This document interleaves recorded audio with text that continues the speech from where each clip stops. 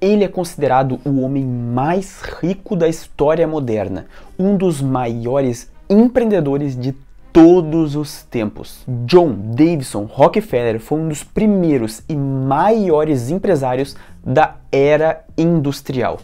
Mas você sabe como que essa história de sucesso começou? Em 8 de julho de 1839, na cidade de Hitchford, nos Estados Unidos, nasceu John D. Rockefeller. Seu pai era um golpista conhecido e vivia uma vida nômade no interior dos Estados Unidos. Mesmo tendo a infância longe de seu pai, ele lhe ensinou a desde cedo ser mais esperto que os outros. Porém, a ausência de seu pai fez com que Rockefeller crescesse em um lar com poucos recursos e desde cedo ele foi engraxate e vendia doces caseiros para outras crianças, assim criando suas primeiras fontes de renda. Quase todo o dinheiro que ganhava ele usava no sustento de sua família. O pouco que sobrava para si, ele usava para ir a cafés e restaurantes da cidade com o único intuito de observar as pessoas mais ricas e tentar ouvir a conversa das pessoas de sucesso de sua cidade. Fato curioso é que apesar de todos os donos do estabelecimento saberem que o Rockefeller era pobre,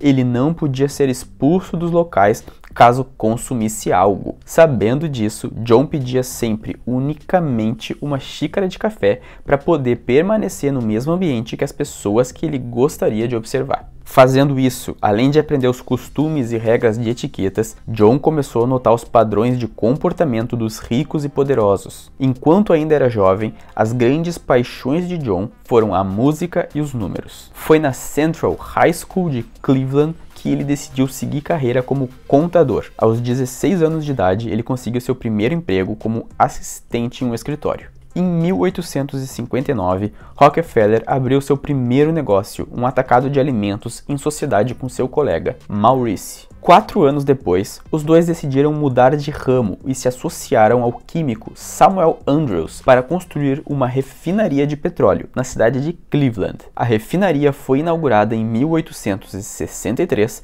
sob o nome de Clark and Rockefeller. 2 anos depois, Rockefeller comprou a parte de Clark na refinaria, por cerca de $72 mil na época, o que colocou em uma posição de comando dentro da empresa. Com o final da Guerra Civil nos Estados Unidos e a expansão da população para o oeste, Rockefeller teve uma grande oportunidade de crescer o seu negócio. Foi assim que, ao assumir a refinaria nesse momento estratégico, Rockefeller começou a dominar o mercado. Naquela época, o combustível mais comum era o óleo de baleia, porém o combustível estava cada vez mais caro, o que abriu o espaço para a exploração de novas fontes de energia. Graças à Guerra Civil Americana, o petróleo despontou como recurso final na expansão da economia do país, principalmente pela expansão das pessoas rumo ao oeste, o que demandou a construção de ferrovias e de indústrias movidas pelo combustível e seus subprodutos. O querosene era um dos principais produtos da época e era utilizado principalmente para acender os lampiões que iluminavam os lares das casas americanas. Rockefeller soube aproveitar as oportunidades, pegando empréstimos e reinvestindo os lucros na empresa.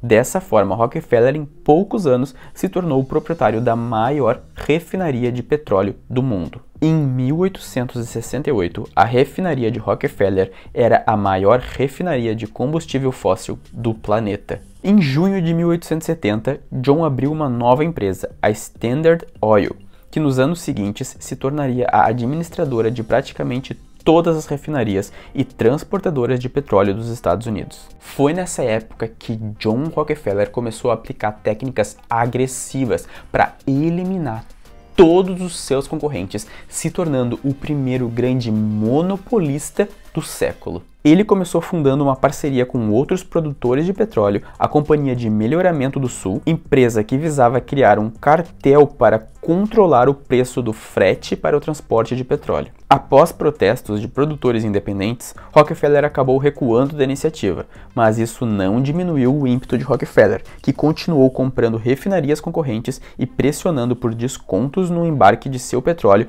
para assim ganhar da concorrência. O sucesso da distribuição do petróleo de Rockefeller se deu principalmente pelo acordo celebrado com outro grande empresário da época, o capitalista Cornelius Vanderbilt. Vanderbilt era o controlador da maior empresa empresa de ferrovias dos Estados Unidos e um dos homens mais ricos do mundo naquela época. Através do acordo com Vanderbilt, Rockefeller conseguiu distribuir o seu óleo para todos os grandes centros dos Estados Unidos. O acordo durou alguns anos, até que Vanderbilt decidiu aumentar o valor dos fretes e sufocou Rockefeller. Como Cornelius controlava as ferrovias mais importantes da época, Rockefeller ficou quase sem saída para distribuir o seu petróleo. Por conta do atrito, Rockefeller acabou tendo que se reinventar e decidiu criar o seu próprio oleoduto, assim escoando o petróleo por vários estados americanos. A empresa continuava crescendo, comprando seus rivais e diversificando os negócios.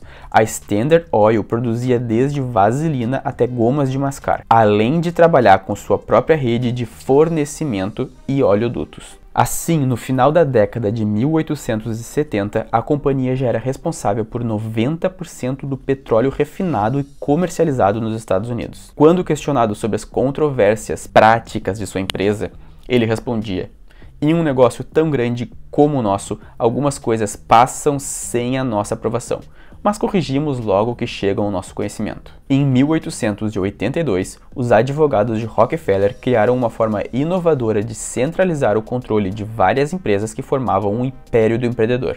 A criação de um grupo que controlaria diversas empresas de um mesmo setor, estabelecendo um monopólio sobre o ramo, controlando os preços e impedindo o desenvolvimento de qualquer tipo de concorrência. A Standard Oil foi a empresa que inaugurou a era das megacorporações. Apenas 9 pessoas, incluindo Rockefeller, eram responsáveis por controlar 41 companhias naquela época. Entretanto, o querosene de Rockefeller encontrou um concorrente inesperado: os inventores Thomas Edison e Nikola Tesla, que se associaram a outros empresários e entraram na disputa de levar energia elétrica para os lares americanos. Com a nova energia elétrica chegando aos lares americanos, o querosene da Standard Oil começou a perder mercado e acabou sendo totalmente substituído em pouco tempo. Entretanto, outra movimentação chamou a atenção de Rockefeller: o surgimento e a popularização do automóvel nos Estados Unidos. Impulsionado pelo crescimento das indústrias automobilísticas, General Motors e Ford,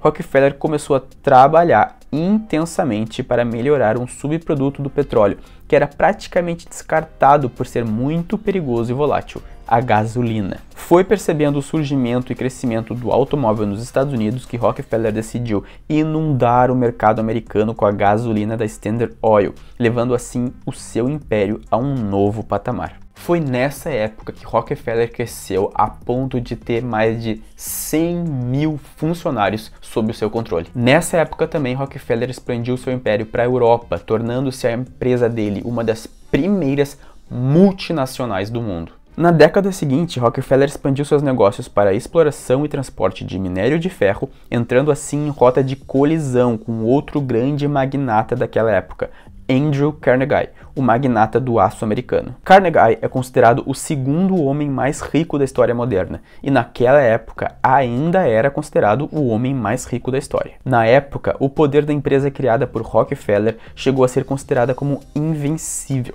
E por esse motivo, em 1911, o governo dos Estados Unidos decidiu remodelar as suas leis contra os cartéis. No processo, a Standard Oil acabou se dividindo em outras diversas empresas para poder continuar existindo. Após alguns anos de expansão frenética e conflitos com o governo, Rockefeller decidiu e planejou a sua aposentadoria. Após abandonar a vida empresarial, Rockefeller passou a se dedicar à filantropia e financiou diversas universidades americanas e projetos nas áreas de educação, saúde e artes. Quando faleceu em 23 de maio de 1937, prestes a completar 98 anos de idade, a fortuna de Rockefeller estava avaliada em 1,4 bilhões de dólares. O valor atualizado da fortuna de Rockefeller para aquela época o tornaria a pessoa mais rica da história. Sua fortuna chegaria a um patrimônio de 600 bilhões de dólares, atualizados para o valor de hoje, 4 vezes mais do que a fortuna do atual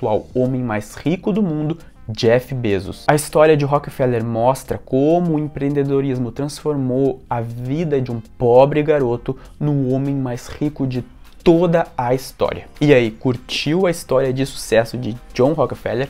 Se você curtiu, deixa o seu like e se inscreve aqui no canal, porque todo domingo tem uma história de sucesso nova aqui pra você.